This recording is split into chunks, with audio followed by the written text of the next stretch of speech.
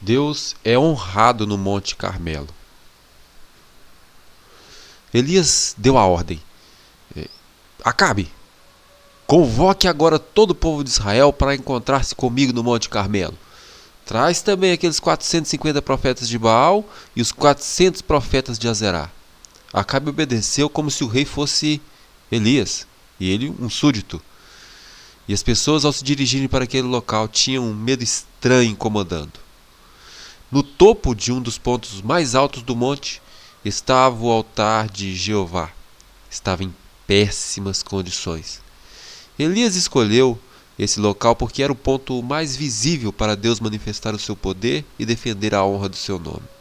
Bem cedo no dia marcado, os profetas de Jezabel marcharam para o monte numa formação imponente, e com toda a pompa real o rei liderava os sacerdotes, e o povo idólatra o recepcionou com grande entusiasmo. Elias aparentemente não tinha defesa alguma. No entanto, ao seu redor estavam anjos magníficos em poder. Elias então bradou em tom tão alto e claro como o som de uma trombeta: Até quando vocês vão oscilar entre duas opiniões?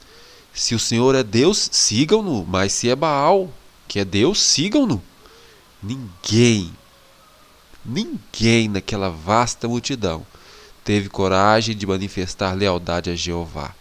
O Senhor abomina a atitude indiferente no momento de crise. Mas Deus tem bênçãos especiais para as pessoas de ação, aquelas que não se desviam do dever, mas fazem a pergunta: quem aqui é pelo Senhor? Diante da indecisão de Israel, a voz de Elias quebrou outra vez o silêncio. Eu sou o único que restou dos profetas do Senhor, mas Baal tem 450 profetas. Então, vocês vão invocar o nome do seu Deus. Eu vou invocar o nome do Senhor. O Deus que responder por meio do fogo, esse é Deus. E a proposta de Elias foi tão coerente que o povo concordou com ela. O coração culpado dos falsos profetas se encheu de temor. Mas mesmo assim, eles prepararam o altar, colocaram sobre ele a lenha, o sacrifício, e deram início aos seus rituais pagãos. Enquanto davam continuidade àquele culto insano, os astutos sacerdotes insistiam em encontrar um jeito de acender fogo sobre o altar. Mas Elias estava de olho, ele vigiava cada movimento que faziam. Satanás teria ficado muito contente em socorrer os que trabalhavam para ele com tanta dedicação, mas Jeová limitou a ação de Satanás e ele não pôde lançar sobre o altar uma única faísca. Ao fim da tarde, finalmente desistiram. Durante o dia inteiro, o povo que estava assistindo teve a oportunidade de refletir sobre a loucura da adoração de ídolos. Muitos já estavam fartos, enjoados daquelas exibições demoníacas e aguardavam agora com grande interesse para ver o que Elias ia fazer. Estava na hora do sacrifício da tarde. Elias então convidou o povo e disse: Aproximem-se de mim. Os sacerdotes de Baal ficaram com ódio de Elias, porque a fraqueza de seus deuses estava exposta. Porém, eles estavam também com medo. A atitude calma do profeta estava em contraste gritante com a agitação e a loucura dos seguidores de Baal. Curvando-se em reverência, Elias ofereceu uma simples oração.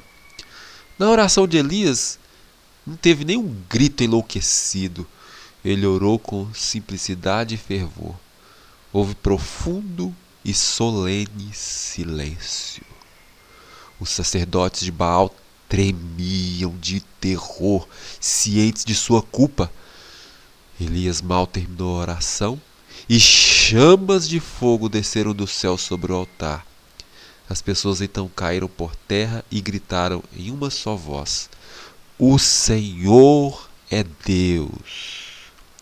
Mesmo com a derrota, os sacerdotes de Baal se recusaram a se arrepender.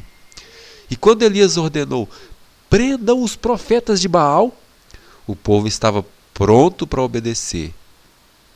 E antes de terminar aquele dia, os sacerdotes de Baal foram mortos.